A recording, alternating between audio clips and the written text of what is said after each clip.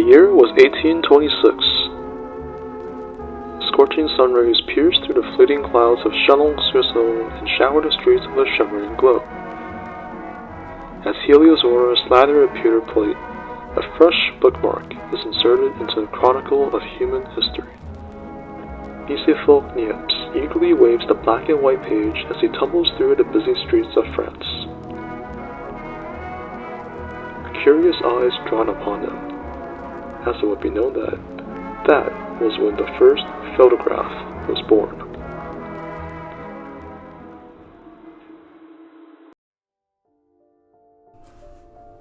The invention of photography was a huge leap forward on the front of information preservation and knowledge dissemination, as it allowed us to capture and share visual information with a degree of realism like never before. Now, nearly 2 centuries later, we are making a new breakthrough on this front with the introduction of virtual reality, or VR. VR is the use of computer-generated environments using headsets and other human-connected devices to create immersive environmental experiences. The sets provide video to each eye for depth of vision supported by head and body tracking connected to a virtual or augmented world. This allows for precise control of your external environment for an immersive 360-degree experience. Let's have a look at what contemporary anatomy education is like at the university level.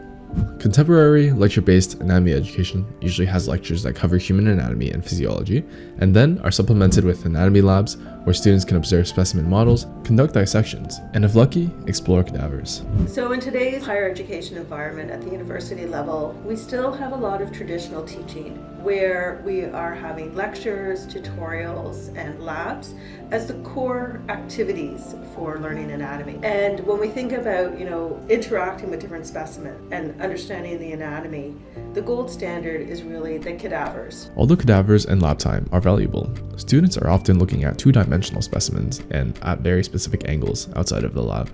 Not being able to observe human anatomy in its physical 3-dimensional form is a barrier that many students in today's university classes face. Given the number of students we have in our courses, it's likely not realistic that all students are going to get exposure, especially when they're taking foundational or intro anatomy courses, to these specimens. There's a number of different resources students can access to be able to learn anatomy, and it might be through pro-sections, it might be through physical models, it might be through plastinated specimens, it might be through pictures, photos. So there's different ways in which students are engaging with material to learn about anatomical structures. What's, I think, really revolutionized how students can engage and learn about anatomy is really the evolution of digital media. So even thinking back to 10, 20 years ago, when we didn't have technology at the level in which we could provide these types of resources to students, now students are able to interact using apps on their mobile devices. There's quite a number of apps that allow you to visualize anatomy. We, in the physical lab setting, are bringing in different types of resources for students, such as augmented reality, virtual reality.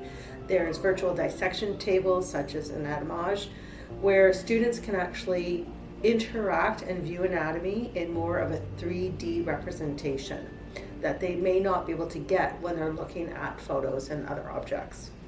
The advantage of having virtual reality at your disposal is that you get an immersive learning experience, similar to if you were learning from real specimens, because you're able to see and interact with organs and organ systems as they really are, instead of 2-dimensional pictures. All of this in the comfort and convenience of the classroom at an affordable cost. So how is virtual reality currently being integrated into anatomy education?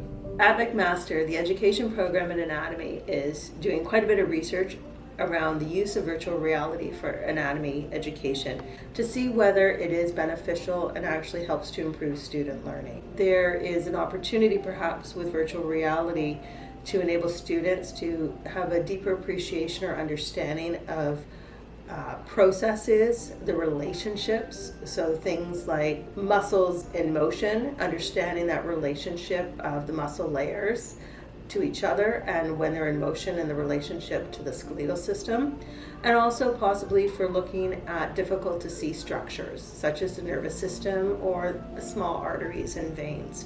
So over the past year and a half, we've been exploring whether virtual reality can be used in a tutorial setting.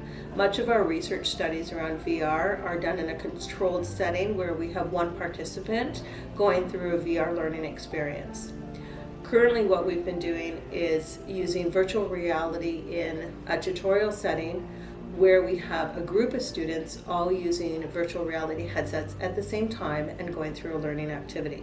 While we know from a feasibility standpoint this is quite feasible to do, we also know that user experience really can vary. And so our approach right now with using VR is more as a supplementary or adjunct learning tool and alongside other activities within those tutorials. Virtual reality has a lot of potential for future anatomy education. It can be used for students to communicate remotely and work together to explore the human body. Most importantly, for the general public, I think the biggest advantage is exposure and an opportunity to interact with anatomical representations. Most of the general public will not have access to an anatomy lab and the resources within an anatomy program. And so a virtual learning environment where they can explore the human body, explore 3D representations, be able to interact with it, gives them hopefully an appreciation and understanding of the human body and a chance to explore something that they might not otherwise get to do.